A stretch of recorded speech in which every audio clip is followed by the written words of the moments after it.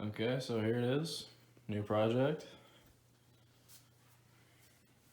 So the guy I bought it from was my friend, and he said that it is leaking coolant from the base gasket here.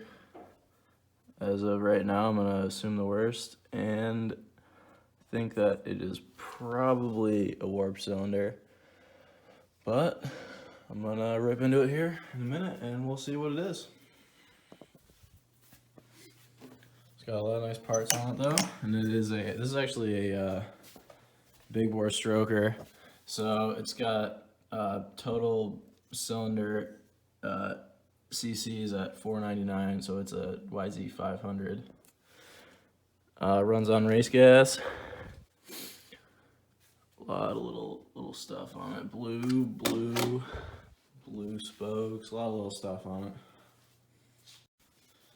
Alright, so this is just looking over real quick what I see so far that it needs, besides the top end needing a little bit of attention with it leaking. So definitely gonna get some new grips for it. These ones are all torn up and wrecked.